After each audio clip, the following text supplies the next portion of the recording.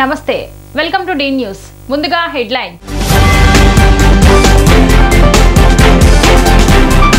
పేదవాళ్ల 1,75,000 ఎకరాల భూములు అన్యాక్రాంతం అయ్యాయని అన్న సిపిఎం రాష్ట్ర కార్యదర్శి శ్రీనివాసరావు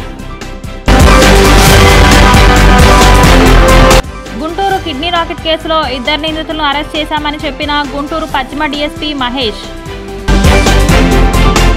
గుడివాడలో ప్రజల ఆస్తులు కబ్జా చేశారన్న ఎమ్మెల్యే వెనిగండ్ల రాము వారందరికీ న్యాయం చేస్తామని ఎమ్మెల్యే భరోసా పేదవాళ్ల 1,75,000 ఎకరాల భూములు అన్యాక్రాంతం అయ్యాయి అని సిపిఎం రాష్ట్ర కార్యదర్శి శ్రీనివాసరావు ఆరోపించారు. అన్యాక్రాంతమైన భూములు వెనక్కి తీసుకొని పేదలకు ఇవ్వాలన్నారు. విజయవాడలో ఏర్పాటు చేసిన విలేకరుల సమావేశంలో సిపిఎం రాష్ట్ర కార్యదర్శి శ్రీనివాసరావు మీడియాతో మాట్లాడారు. అసైన్ ల్యాండ్ సవరణలో జీఈఓ 596 రద్దు చేయాలని, అదానికి చట్టవిరుద్ధంగా కేటాయించిన హైలైట్ ప్రాజెక్ట్ డేటా సెంటర్ల కింద ఇచ్చిన 2,500 ఎకరాల భూములు కూడా అందులో ఉన్నాయని ఆరోపించారు. ఏలూరు, కృష్ణా, పశ్చిమ గోదావరి జిల్లాల్లో అసైన్ భూములు వేలాది ఎకరాల్లో కొంతమంది పెత్తందారులు, మాజీ ఐఏఎస్లు, ఐపీఎస్లు, మంత్రులు అక్రమంగా స్వాధీనం చేసుకున్నారు. వాటిని వాస్తవ అసైన్ పేదలకు స్వాధీనం చేయాలన్నారు. ఢిల్లీ రెండోసారి వెళ్తున్న చంద్రబాబు విభజన హామీలు, విశాఖ ఉక్కు, ప్రత్యేక హోదా అంశాలపై హామీ తీసుకోవాలన్నారు. గుంటూరు కిడ్నీ రాకెట్ కేసులో 2 నిందితులను అరెస్ట్ చేశామని గుంటూరు పశ్చిమ డీఎస్పీ మహేష్ తెలిపారు. నిందితులు భాషా, సుబ్రహ్మణ్యంని అరెస్ట్ చేశామని చెప్పారు. కేసులో 2 విచారణ పూర్తి అయిందని, న్యాయస్థానం ముందు హాజరుపరుస్తామని అన్నారు. కిడ్నీ రాకెట్ కేసులో నాకు ఎలాంటి ఒత్తిళ్లు లేవని చెప్పారు. ప్రభుత్వం నాకు రాకెట్ కేసులో ప్రీ హ్యాండ్ ఇచ్చింది అన్నారు. కేసు దర్యాప్తులో ఉంది, మిగతా విషయాలు తర్వాత వెల్లడిస్తా అని ఆయన తెలిపారు. నగరంపాలెం పోలీస్ స్టేషన్లో రీసెంట్గా నమోదైన కిడ్నీ రాకెట్కి సంబంధించిన కేసు ఇన్వెస్టిగేషన్లో పురోగతి సాధించడం జరిగింది. Crime number 184/2024 under section 370 class 2 417, 465, 466, 468, 471, 120B red with 34 IPC మరియు section 18, 19, 20 of transplantation of human organs and tissue act 1994 కింద మనం కేసు రిజిస్టర్ చేయడం జరిగింది 1 వీక్ బ్యాక్. అందులో కంప్లైనెంట్ యొక్క పూర్తి స్టేట్మెంట్ తీసుకొని వాళ్ళ బంధువుల్ని, మిగతా వాళ్ళని విచారించి ఇందులో అక్యూజ్డ్గా 5 మందిని మనం పేర్కొనడం జరిగింది స్టార్టింగ్లో. ఇప్పుడు ఆ అక్యూజ్డ్లో A1 ముద్దాయి అయిన సయ్యద్ యూసఫ్ సోను బాషా అలియాస్ బాషా, ఇతను గీతా మందిర్ వీధి, సీతారామపురం, ఏలూరు రోడ్డు, విజయవాడలో ఉంటున్నాడు. మరియు A3 నిమ్మకాయల సుబ్రహ్మణ్యం, తండ్రి రాంబాబు, ఇతని వయసు 33 సంవత్సరాలు, కృష్ణా జిల్లా వాసి, బంటుమిల్లి మండలం, నరసప్ప చెరువు విలేజ్. వీళ్ళిద్దరిని మనం అరెస్టు చేయడం జరిగిందండి ఈరోజు.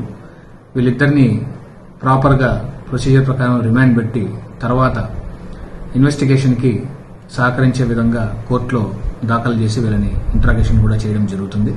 మిగిలిన ముద్దాయిలైన A2, A4, A5 పైన కూడా ఇన్వెస్టిగేషన్ జరుగుతోంది. వాళ్ళని పట్టుకోవడానికి కూడా పార్టీలు తిరుగుతున్నాయి.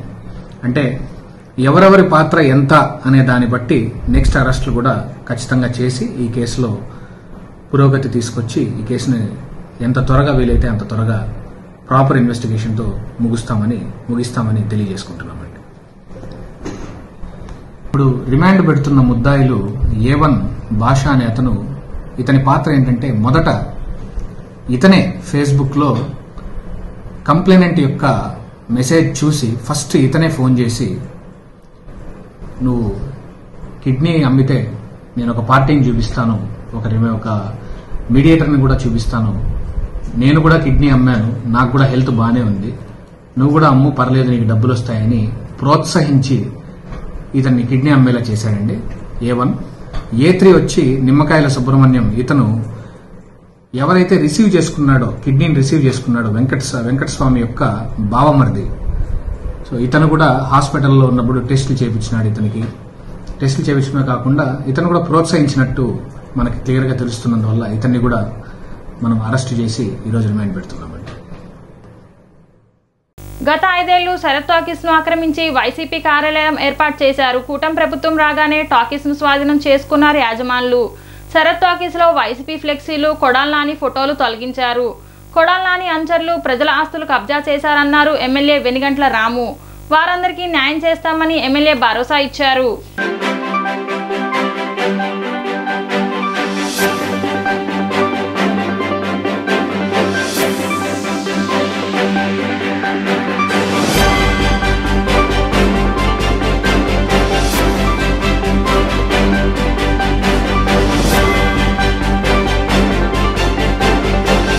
గత ప్రభుత్వం తెచ్చిన జీపీఎస్ జీవోను ఎన్డీఏ ప్రభుత్వం రద్దు చేయాలని తీసుకున్న నిర్ణయాన్ని స్వాగతిస్తున్నామని ఏపీ ఎన్జీఓ సంఘం అధ్యక్షుడు శివారెడ్డి అన్నారు. గత ప్రభుత్వం ఇచ్చిన జీవోను ఈ ప్రభుత్వం అమలు చేయాలని లేదని అన్నారు. ప్రభుత్వం 1500 మందికి పైగా ఉద్యోగులపై కేసులు పెట్టిందని, ఆ కేసులు కొట్టేయాలని ఎన్డీఏ ప్రభుత్వంని శివారెడ్డి కోరారు. గత ప్రభుత్వంలో 1వ తారీఖు జీతాలు ఇవ్వాలని కోరినా ఇవ్వలేదు. ఎన్డీఏ ప్రభుత్వం వచ్చిన మొదటి నెలే 1వ తారీఖు జీతాలు వేయడం సంతోషం. ఇదే తరహాలో భవిష్యత్తులో కొనసాగించాలని కోరుతున్నాము. సిపిఎస్ నుంచి ఓపీఎస్ దిశగా ముఖ్యమంత్రి చంద్రబాబు నాయుడు త్వరగా నిర్ణయించాలని కోరుతున్నాం.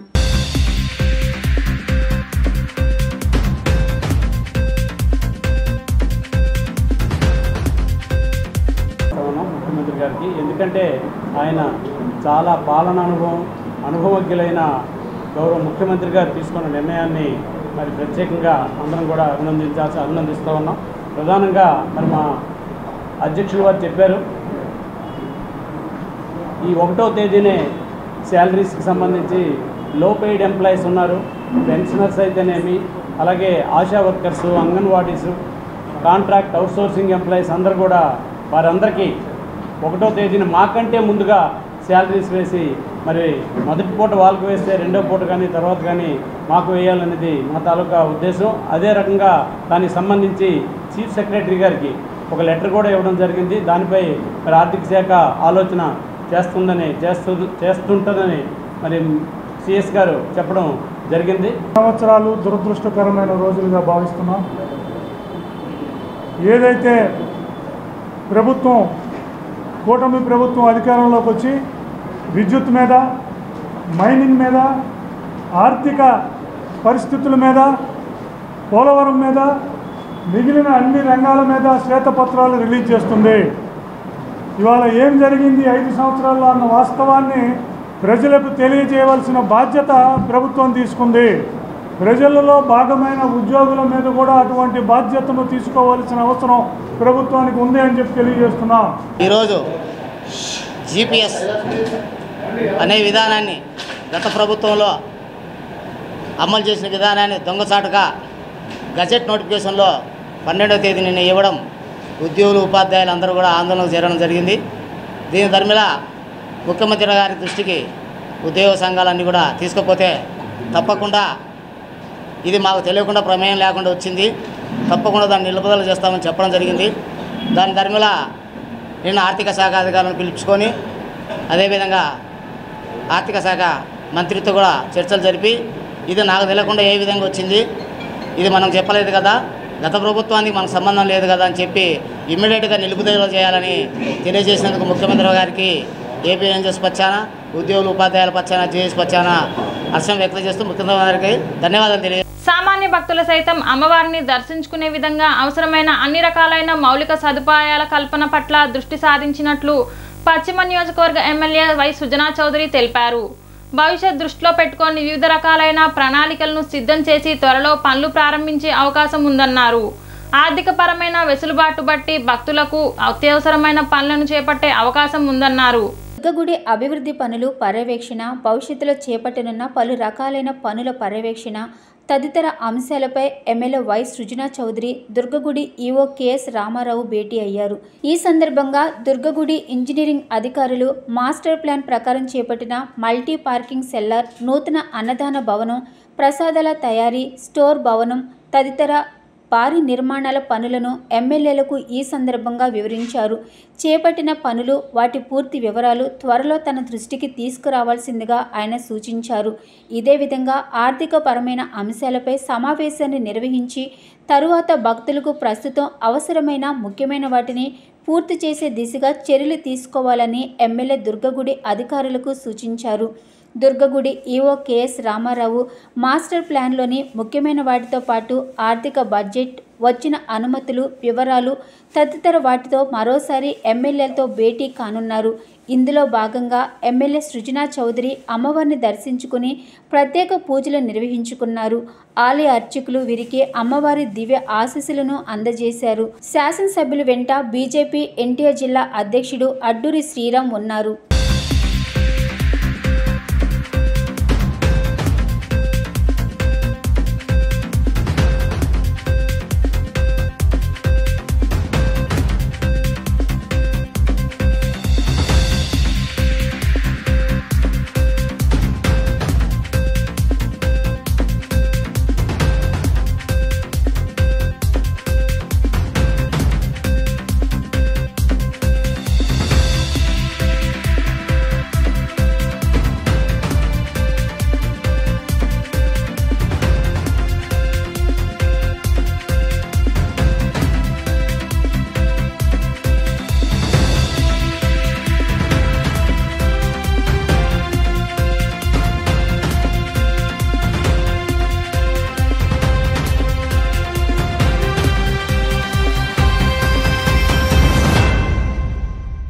ఈరోజు దుర్గమ్మ తల్లి దర్శనం చేసుకున్నాక ఈవో రామారావు గారి ఆధ్వర్యంలో వాళ్ళ ఇంజనీర్స్ వాళ్ళ స్టాఫ్ అందరితో కలిసి వాళ్ళ యొక్క పరిస్థితి ఏమిటి, మౌలిక సదుపాయాల సమస్యలు ఏమిటి, భక్తులకు ఏమేమి సమస్యలు ఉన్నాయి, తర్వాత ఈ భక్తులు రావటం వలన ట్రాఫిక్ సమస్యలు కూడా చాలా ఎక్కువగా ఉన్నాయని చెప్పి నా నోటీసులోకి వచ్చింది. వాటికి ఆ సమస్యల్ని పరిష్కరించడానికి ఏమేమి మార్గాలు ఉన్నాయనే దాని మీద ఇంతకుముందు ప్రభుత్వం అంటే 2014 నుంచి 19 లోపల ఉన్న ప్రభుత్వంలో కూడా కొన్ని మాస్టర్ ప్లాన్లు తయారు చేయడం జరిగింది. కానీ దురదృష్టవశాత్తు ఆ తర్వాత ఆ మాస్టర్ ప్లాన్లు కొన్ని అయ్యారు, కొన్ని కాలేదు. ఏదైనప్పటికీ చాలా పెండింగ్ పనులు ఉన్నాయి. వీటికి పర్మనెంట్గా ఇంద్రకీలాద్రి ఆధ్యాత్మిక క్షేత్రం కింద దీన్ని ఎలా డెవలప్ చేయాలనే దాని మీద ఎవరితో సంప్రదించాలి అనేది డిస్కస్ చేయడం జరిగింది. ప్రస్తుతానికైతే మాత్రం ఇంకా చాలా పనులు ఉన్నాయి. క్యూ కాంప్లెక్స్లు ప్లస్ పార్కింగ్ ఏరియాస్ కట్టవలసిన అవసరం ఉంది. మళ్ళీ ఇంకొక రోజు ఫైనాన్షియల్ రివ్యూ చేసి ఓవరాల్ పరిస్థితి చూసి ఎండోమెంట్ మంత్రి గారితో కూడా మాట్లాడి దీన్ని ముందుకు ఎలా తీసుకెళ్లాలనేది ఆలోచిస్తాం. ఏదైనప్పటికీ కనకదుర్గమ్మ దర్శనానికి వస్తున్న భక్తులు ఇంకా కొంతకాలం ఓపిక పట్టి డెఫినెట్గా కొన్ని ఇబ్బందులు ఉంటాయి. వీలైన త్వరగా అవన్నీ కూడా ఆ ఇబ్బందుల్ని తొలగించే విధంగా పనిచేస్తామని చెప్పి మరొకసారి చెప్తున్నాను. గత 20 సంవత్సరాలుగా జేకే గోజర్యు కరాటే అకాడమీ ద్వారా ఎంతో మంది పిల్లలకు ఉత్తమ శిక్షణ అందించామని black belt 6 dan CH Mahesh Babu తెలిపారు. విజయవాడతో పాటు పలు చోట్ల తమకు ఇండోర్ శిక్షణా కేంద్రాలు ఉన్నాయని ఆయన చెప్పారు.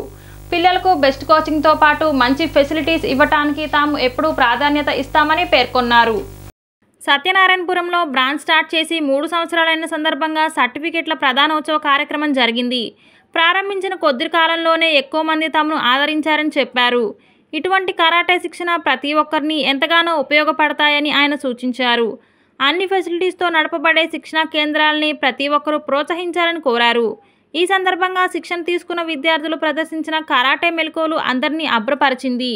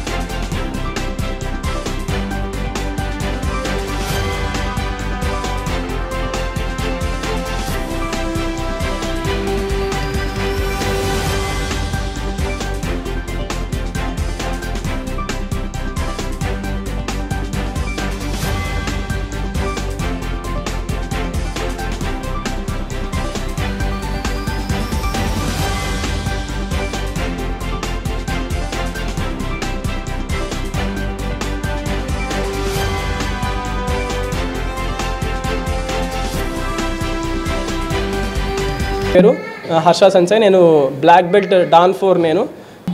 నా పేరు సిహెచ్ మహేష్ బాబు అండి, బ్లాక్ బెల్ట్ 6th డాన్. మా జూనియర్ చెప్పినట్టుగా, మా మిత్రుడు అలాగే మా జూనియర్ చెప్పినట్టుగా జేకే గోజురా కరాటే అకాడమీ అనేది మన విజయవాడలో కొంచెం బాగా పేరు పొందిన సంస్థ లాంటిది. 20 సంవత్సరాల నుంచి కంటిన్యూగా జరుగుతున్నది. మాకు ఇక్కడ మాత్రమే కాకుండా గొల్లపూడి, భవానీపురం, ఉండవల్లి అలాగా వివిధ ప్రాంతాల్లో మాకు డోజోస్ ఉన్నాయి. డోజో అంటే ఇలా ఇండోర్ ఉంటుంది. చాలామంది మాస్టర్స్ అవుట్డోర్ కూడా రన్ చేస్తూ ఉంటారు. కాకపోతే ఎక్కువ శాతం మేము ప్రయత్నించేది ఏంటంటే పిల్లవాడికి బెస్ట్ కోచింగ్ ఇవ్వడానికి, బెస్ట్ ఫెసిలిటీస్ ప్రొవైడ్ చేయడానికి ట్రై చేస్తూ ఉంటాము. సో అదేవిధంగా ఇక్కడ సత్యనారాయణపురం బ్రాంచ్లో స్టార్ట్ చేసి 3 years అవుతుంది. 3 years కొంచెం ఓపెన్లో స్టార్ట్ చేసాం. అదేవిధంగా ఇప్పుడు ఇక్కడ నుంచి వస్తున్నటువంటి ఆదరణ కానీ దాన్ని చూసి అలాగే పిల్లలకి ఇంకా మెరుగైన కోచింగ్ ఇవ్వాలని ఇండోర్ క్లాస్ స్టార్ట్ చేసి సంవత్సరం అవుతుంది. ఏపీ అసెంబ్లీ సమావేశాలు జూలై 22వ తేదీ నుండి ప్రారంభం కానున్నాయి. ఈ మేరకు మంగళవారం అమరావతిలో సీఎం నారా చంద్రబాబు అధ్యక్షతన జరిగిన కేబినెట్ భేటీలో ఈ నిర్ణయం తీసుకున్నారు.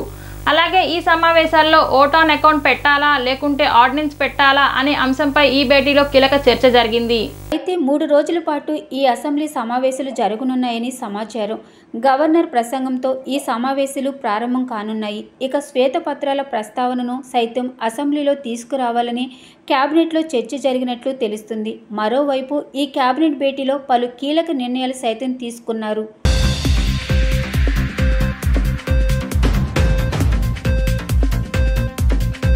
నగరంలో పేకమేళ్లు చిత్ర యూనిట్ సందడి చేసింది. ఈ నెల 19న తమ చిత్రం విడుదల కానుందని, ఈ చిత్రాన్ని ప్రేక్షకులు తప్పక విజయవంతం చేయాలని హీరో వినోద్ కిషన్ కోరారు. బందర్ రోడ్డులోని మురళీ ఫార్చ్యూన్ హోటల్లో చిత్ర యూనిట్ విలేకరుల సమావేశం ఏర్పాటు చేసింది.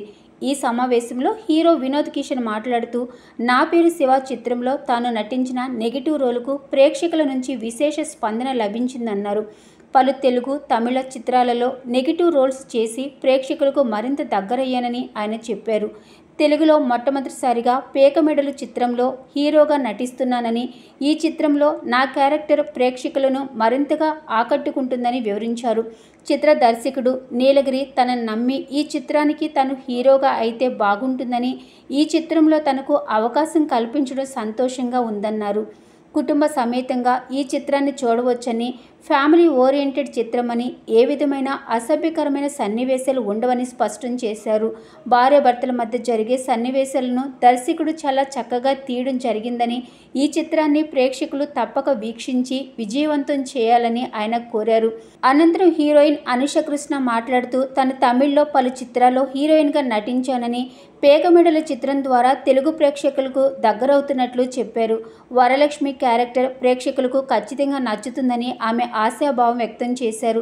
తదనంతరం నిర్మాత రాకేష్ వర్రే మాట్లాడుతూ, తాను కృష్ణా జిల్లా బందర్లో జన్మించానని, విజయవాడలో చదువుకుని సినిమా రంగంపై ఉన్న అభిమానంతో తొలుత నటుడిగా మారి ఆ తర్వాత నిర్మాతగా పలు చిత్రాలను చేయడం జరిగిందన్నారు. నా పేరు శివ చిత్రంలో నెగిటివ్ క్యారెక్టర్లో ప్రేక్షకులకు దగ్గరైన వినోద్ కిషన్ను ఈ చిత్రం ద్వారా హీరోగా తెలుగు తెరకు పరిచయం చేస్తున్నామన్నారు.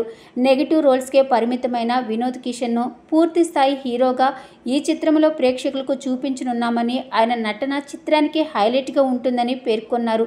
కుటుంబ సమేతంగా ఈ చిత్రాన్ని ప్రేక్షకులు వీక్షించేందుకు గాను టికెట్ ధరను 100 రూపాయలకు తగ్గించాలని నిర్ణయం తీసుకున్నామని వివరించారు. టికెట్ ధర తగ్గింపు వలన ప్రతి ఒక్క ప్రేక్షకుడు సినిమాను వీక్షించే అవకాశం ఉందని, అందుకే ఈ నిర్ణయం తీసుకున్నట్లు ఆయన తెలియజేశారు. ఈ నెల 19వ తేదీన ఈ చిత్రం విడుదల కానుందని, ప్రేక్షకులు ఈ చిత్రాన్ని వీక్షించి విజయవంతం చేయాలని ఆయన కోరారు. అందరికీ నమస్కారం. నా పేరు వినోద్ కిషన్. ఐఎమ్ ఫ్రమ్ చెన్నై అండి. సో తెలుగులో ఇంతకుముందు నా పేరు శివ, గ్యాంగ్స్ ఆఫ్ గోదావరి అని కొన్ని ఫిల్మ్స్ నెగటివ్ రోల్స్ చేశాను. ఇది నా first film as a lead actor Pekamedalu. So నాకు ఈ స్క్రిప్ట్తో, ఈ టీంతో లీడ్ యాక్టర్గా ఇంట్రడ్యూస్ అవ్వడం చాలా చాలా లక్కీ అనిపిస్తుంది. Such a superb script and the character. So అందరం కలిసి ఒక ఆల్మోస్ట్ 80% ఇది ఒక న్యూ టీమ్ అండి. సో అందరం కలిసి హానెస్ట్గా ఈ ఫిల్మ్ చేసాము. సో ఇప్పుడు ఇంకా 2-3 డేస్లో రిలీజ్ ఉంది. 19th రిలీజ్ అవుతుంది. సో ఈ ఫిల్మ్కి మీడియా వాళ్ళ సపోర్ట్ అండ్ ఆడియన్స్ సపోర్ట్ చాలా చాలా important. Because till now we started the marketing for the past 10 days, and till now media supporting us really great, so thank you for that. And Telugu audience guరించి నాకు తెలుసు, I mean నా పేరు శివాని నా movie ఒక 14 years ముందు release అయింది. ఇప్పటి వరకు people recognize me on in the streets calling నా పేరు శివ. హాయ్ అండి, అందరికీ నమస్కారం. నేను Anusha Krishna. I'm basically Kannadiga, but ఇది తెలుగులో నా ఫస్ట్ ఫిలిం. తెలుగులో ఇలాంటి స్క్రిప్ట్తో డెబ్యూ చేయడం అంటే నాకు I feel extremely special and lucky. ఎందుకంటే ఈ ఫిలింలో నా క్యారెక్టర్ పేరు వచ్చి వరలక్ష్మి.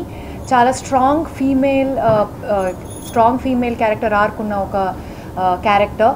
సో ఇలాంటి స్క్రిప్ట్తో ఇలాంటి టీమ్తో రావడం నాకు ఐ ఫీల్ ఎక్స్ట్రీమ్లీ స్పెషల్. ఎందుకంటే ఈ ఫిలంలో ఆ వరలక్ష్మి క్యారెక్టర్ ఏమిందో ఏదో తెలిసిన వాళ్ళ అమ్మాయి స్టోరీ చూస్తున్నాము స్క్రీన్ మీద అని అనిపిస్తుంది. చాలా మంచి టెక్నీషియన్స్ దీంట్లో వర్క్ చేశారు. మేము ఎంత ఇష్టపడి ఈ ఫిలం చేశామో అంతే మీకు కూడా ఈ ఫిలం నచ్చుతుంది అని అనుకుంటున్నా. ఇప్పుడు 19కి మా ఫిలిం థియేటర్లో రిలీజ్ అయిపోతుంది. అండ్ ఇప్పుడు విజయవాడ ఆడియన్స్ కోసం స్పెషల్గా ప్రీమియర్ కూడా ఉంది. I hope you'll all come and watch the film and give your honest feedback. మాలాంటి లైక్ న్యూ యాక్టర్స్కి చాలా హెల్ప్ అవుతుంది. మీ ఫీడ్బ్యాక్ చాలా ఇంపార్టెంట్ అండి. అది కొంచెం ఇంపార్టెంట్ అనిపించింది. చాలామంది టాలెంటెడ్ ఉన్నారు మనకి ఇక్కడ విజయవాడని తీసుకోండి, ఇంకా హైదరాబాద్ లేకపోతే చుట్టుపక్కలంతా. ఇప్పుడు నేను కూడా ఉన్నప్పుడు అరే ఎవరన్నా మనకి ఛాన్స్ ఇస్తే బాగుండేది కదా అని ఒక ఆలోచనతో ఉండేవాళ్ళం. బట్ ఇప్పుడు నాకేంటంటే ఒక స్కోప్ ఉంది అండ్ కథలు ఉన్నాయి, చాలా ఇంట్రెస్టింగ్ కథలు ఉన్నాయి. సో డైరెక్టర్స్ ఉన్నారు, కథలు ఉన్నాయి. సరే కొంచెం సపోర్ట్ చేస్తే మంచి కథలు రావచ్చేమో అనేది ఆ ఇంటెన్షన్తో ఇలా ఒకటి స్టార్ట్ చేద్దాం. మనం అనుకోవడం కాదు, ఇప్పుడు చాలా మటుకు మాట్లాడుతూ ఉంటాం. ఇప్పుడు కాఫీ షాపుల్లో లేకపోతే ఇరానీ కాఫీ షాప్లో అలా ఈ మాటలు ఎక్కువైపోయినాయి. సరే ఏదో ఒకటి స్టార్ట్ చేద్దాం, మనం ఒక చిన్నగా స్టార్ట్ చేద్దాం అనే ఒక ప్రయత్నమే పేకమెట్లు. సో యాక్చువల్గా వీళ్ళిద్దరు మేము చాలా పర్టికులర్గా మేమందరూ ప్రొడక్షన్ హౌస్ మన తెలుగు వాళ్ళని ఎంకరేజ్ చేద్దాం. ఫస్ట్ మన తెలుగు ఇండస్ట్రీని ఫార్వర్డ్ తీసుకెళ్దాం మంచి కథలతో అని ఇంటెన్షన్తో స్టార్ట్ చేసింది. బట్ లేటర్ ఆన్ మాకేమనిపించిందంటే ఆల్మోస్ట్ ఒక 1500 ఆడిషన్స్ చేసిన తర్వాత చాలా వెతికాం. ఈ కథకి మనకి ఇక్కడి నుంచి దొరకలేదు, మనకి ఇక్కడి నుంచి యాక్టర్స్ దొరకకపోతే ఇంకా సరే మన దగ్గరలో ఉన్న స్టేట్లు అటు చెన్నై అండ్ కర్ణాటక అని ఇంకా అలా అటు తమిళ నుంచి వినోద్, ఇక్కడ కన్నడ నుంచి అనుషాని. రాష్ట్రంలోని ఎన్డీఏ కూటమి ప్రత్యేక హోదా సాధనలో వైఫల్యం చెందిందని ఆల్ ఇండియా జైహింద్ పార్టీ వ్యవస్థాపక అధ్యక్షులు ఎన్ దశరథ్ రామరెడ్డి విమర్శించారు. ప్రత్యేక హోదాతో పన్ను రాయితీ లభించడంతో పాటు పారిశ్రామికవేత్తలు పరిశ్రమలు నెలకొల్పడంతో ఉద్యోగ ఉపాధి అవకాశాలు మెరుగుపడతాయని గుర్తు చేశారు. ప్రత్యేక హోదా సాధన అంశంలో బీహార్ ముఖ్యమంత్రి అక్కడ ఎంపీలకున్న పౌరుషం ఇక్కడ సీఎం ఎంపీలలో కానరాకపోవటం సిగ్గుచేటు అన్నారు. విజయవాడలో మీడియాతో మాట్లాడిన ఆల్ ఇండియా జైహింద్ పార్టీ వ్యవస్థాపక అధ్యక్షులు దశరథ రామరెడ్డి రాష్ట్ర పునర్విభజన చట్టంలో ప్రధానమైన ప్రత్యేక హోదా సాధన విషయంలో ఎన్డీఏ కూటమి నిర్లక్ష్య వైఖరి ప్రదర్శిస్తుందని ధ్వజమెత్తారు. ఇటీవల ఈ రాష్ట్ర ముఖ్యమంత్రి హోదా విషయంలో మాట్లాడుతూ అదేమీ సంజీవని కాదని పేర్కొనడాన్ని తప్పుపట్టారు. ఈ దేశంలో 11 రాష్ట్రాలు ప్రత్యేక హోదా ఫలితాలను అనుభవిస్తున్నాయని గుర్తు చేశారు. కేంద్రంలో ఎన్డీఏ కూటమి భాగస్వామ్యంలో ఈ రాష్ట్రంలో ప్రభుత్వం ఏర్పాటు చేసిన చంద్రబాబు నాయుడు మోడీ మెడలు వంచైనా హోదా సాధించాలనే లక్ష్యం కానరావడం లేదన్నారు. హోదా సాధనతోనే పరిశ్రమలు తరలివస్తాయని, ఉద్యోగ ఉపాధి అవకాశాలు మెరుగుపడతాయని పేర్కొన్నారు. ఎన్డీఏలో భాగస్వామ్యమైన బీహార్ రాష్ట్ర అభివృద్ధి కోసం అక్కడ ముఖ్యమంత్రి పార్లమెంటు సభ్యులు ప్రత్యేక హోదా కావాలని కేంద్రాన్ని నిలదీస్తున్నారు. అక్కడ ముఖ్యమంత్రి పార్లమెంటు సభ్యుల పౌరుషం ఇక్కడ వాళ్లకు లేకపోవడం సిగ్గుచేటు అన్నారు. సహచర వివిధ రాజకీయ పక్షాలకు చెందినటువంటి నాయకులు సోదరులారా, చాలా బాధాకరమైనటువంటి విషయం. ఇటీవలనే మనకు ఎన్నికలు ముగిశాయి. చారిత్రక తీర్పు ప్రజలు ఇచ్చారు. ప్రజలు ఆశలు, ఆకాంక్షలు, కాంక్షలు చాలా ఎక్కువగా ఉన్నాయి. కానీ ఏ ప్రజలైతే నూతన ప్రభుత్వం ప్రభుత్వ అధినేతలు ఢిల్లీకి వెళ్ళి మోడీ గారిని మెప్పించి ఒప్పించి ప్రత్యేక రాష్ట్ర హోదా సాధిస్తారని ఆశించి ఓట్లు వేసి గెలిపించారో ఆ ప్రభుత్వం యొక్క వైఖరి కొద్దిగా భిన్నంగా ఉంది. ఇప్పుడు ప్రజలను ఆశోపహతులను చేసేదిగా ఉంది, నిరాశాజనకంగా ఉంది. ఈ మధ్య మన గౌరవనీయులైనటువంటి ముఖ్యమంత్రి వర్యులు శ్రీ నారా చంద్రబాబు నాయుడు గారు ఢిల్లీ వెళ్ళినప్పుడు అక్కడ పత్రికా విలేకరులు అడిగినటువంటి సమావేశంలో ఒక ప్రకటన చేయటం జరిగింది. మీడియా మిత్రులందరికీ నమస్కారము. నా పేరు కనకం శ్రీనివాసరావు, నేషనల్ లోక్రాంతి పార్టీ వ్యవస్థాపక అధ్యక్షుడిని. ఈరోజు ఆల్ ఇండియా జై హింద్ పార్టీ వ్యవస్థాపకులు మా మిత్రులు దశరథరామరెడ్డి గారి ఆధ్వర్యంలో ఈ యొక్క విలేకరుల సమావేశం ఏర్పాటు చేసిన దానికి నన్ను కూడా రమ్మంటే వచ్చాను. ముఖ్యంగా నేను చెప్పదలుచుకున్న అంశం ఏంటంటే, విభజన హామీలు, ఆంధ్రప్రదేశ్కు ప్రత్యేక హోదా, పోలవరంని జాతీయ ప్రాజెక్టుగా చేసి ఈ యొక్క గవర్నమెంట్లో అయినా సరే పూర్తి చేసి జాతికి అంకితం చేయాలని చెప్పేసి నేషనల్ లోక్రాంతి పార్టీ తరఫున ఈ యొక్క రాష్ట్ర ప్రభుత్వాన్ని డిమాండ్ చేస్తున్నాను. నా పేరు మర్రి రాజా శ్రీనివాసరావు, ప్రత్యేక హోదా జాయింట్ యాక్షన్ కమిటీ స్టేట్ కన్వీనర్ని. ఈరోజు విజయవాడ ప్రెస్ క్లబ్లో మరి ఆల్ ఇండియా జై హింద్ పార్టీ వ్యవస్థాపక ఫౌండర్ అన్న దశరథరామరెడ్డి గారి నాయకత్వంలో అఖిలపక్షం సమావేశం నిర్వహించడం జరుగుతూ ఉంది. ఆంధ్రప్రదేశ్కు ప్రత్యేక హోదా అలాగే విభజన హామీల గురించి ముఖ్యంగా ఇక్కడ సమావేశం నిర్వహించడం జరుగుతూ ఉన్నది. ముఖ్య ఉద్దేశం ఏంటంటే, ఎన్డీఏ కూటమి అధికారంలోకి వచ్చి దరిదాపు నెల 15 రోజులైంది. ఈ రోజున రెండవ కేబినెట్ సమావేశం ఇక్కడ నిర్వహించడం జరుగుతూ ఉంది. వేలకపూడి సచివ అన్ని దానాల్లోకెల్లా రక్తదానం శ్రేష్టమైందని సిఐటియు జిల్లా ప్రధాన కార్యదర్శి ఎన్సిహెచ్ శ్రీనివాస్ వ్యాఖ్యానించారు. రక్తదానం ఆపదలో ఉన్న వారి ప్రాణాలు రక్షణకే కాదు, రక్తదాతలు ఆరోగ్యానికి కూడా మంచిదని, ఆరోగ్యవంతులైన వారు ప్రతి 3 నెలలకోసారి రక్తదానం చేయొచ్చన్నారు. బాలోత్సవ భవన్లో సిఐటియు ఆధ్వర్యంలో బ్లడ్ క్యాంప్ ఏర్పాటు చేయడం జరిగింది. ఈ శిబిరాన్ని సిఐటియు రాష్ట్ర ఉపాధ్యక్షులు పి అజయ్ కుమార్ ప్రారంభించారు. ఈ సందర్భంగా సిఐటియు నాయకులు శ్రీనివాసరావు మాట్లాడుతూ, ఉద్యోగ కార్మికుల హక్కుల పరిరక్షణ, సమస్యల పరిష్కారం కోసం నిరంతరం కృషి చేస్తున్న సిఐటియు సామాజిక సేవా కార్యక్రమాల్లో కూడా ముందు పీటన నిలుస్తుందని అన్నారు. అందులో భాగంగా రాష్ట్ర వ్యాప్తంగా రక్తదాన శిబిరాలు నిర్వహిస్తున్నామన్నారు. రక్తదానం ఆపదలో ఉన్నవారి ప్రాణాల రక్షణకే కాదు, రక్తదాతల ఆరోగ్యానికి కూడా మంచిదని, ఆరోగ్యవంతులైన వారు ప్రతి 3 నెలలకొకసారి రక్తదానం చేయవచ్చు అన్నారు. సామాజిక సేవా దృక్పథంతో ప్రతి ఏటా నిర్వహించే ఈ కార్యక్రమాన్ని రాబోయే రోజుల్లో కూడా ఒక నిబంధన ప్రకారం నిర్వహించాలని నిర్ణయించినట్లు తెలిపారు. ప్రతి ఒక్కరూ స్వచ్ఛందంగా ముందుకు వచ్చి రక్తదానం చేయాలని పిలుపునిచ్చారు. రక్తదాన శిబిరంలోకి వచ్చామండి. మేము ప్రభుత్వ ఆసుపత్రి జీజీహెచ్ నుంచి వచ్చాం, మా సిబ్బందిని తీసుకుని బ్లడ్ బ్యాంక్ నుంచి. ఇక్కడ దాదాపుగా ఇప్పటికే 40 మంది మన దగ్గర ఎన్రోల్ చేసుకుని రక్తదానం ఇస్తున్నారు.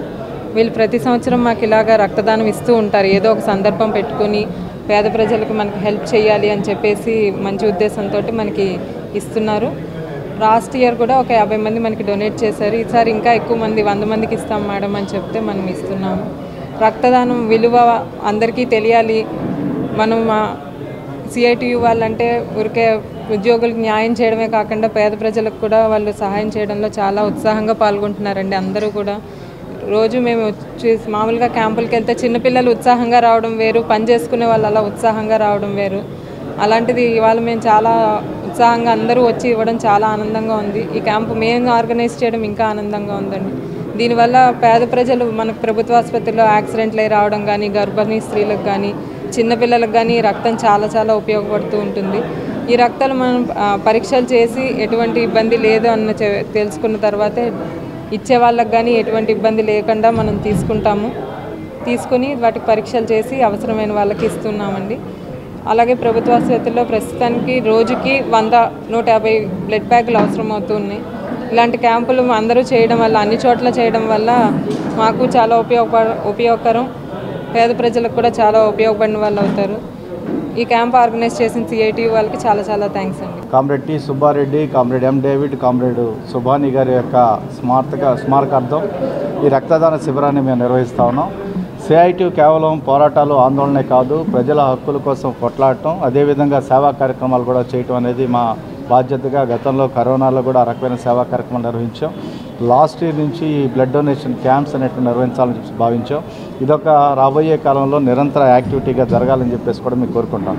రక్తదానం అన్ని దానాల కల్లా చాలా గొప్పదానంగా భావించవచ్చు. ప్రమాదంలో ఉన్నటువంటి మనిషికి ప్రాణం నిలబెట్టే దానికోసం మన బ్లడ్ అనేటువంటి అవసరం అవుతుంది. ప్రతి మనిషి కూడా 6 లీటర్ల రక్తం ఉంటుంది. 350 మిల్లీలీటర్లు రక్తం అనేటువంటి ఇవ్వచ్చు. ప్రతి 3 మాసాలకు ఒకసారి ఇవ్వచ్చు. రక్తం ఇవ్వటం అనేటువంటి దాంట్లో అపోహలు చాలా ఉన్నాయి. అపోహలు అవసరం లేదు.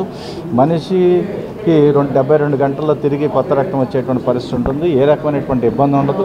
కాబట్టి రక్తదానం చేయాలని చెప్పేసి ఉద్యోగులు, కార్మికులు కూడా మేము విజ్ఞప్తి చేస్తున్నాం. ఇలాంటివి ప్రతి యూనియను, ప్రతి తరగతి సంబంధించినటువంటి ఆర్గనైజేషన్స్, స్వచ్ఛంద సంస్థలతో పాటు మనం నిర్వహించాలని చెప్పేసి కూడా మేము విజ్ఞప్తి చేస్తా ఉన్నాం. బులెటిన్ ముగించే ముందు ముఖ్యాంశాలు మరొకసారి.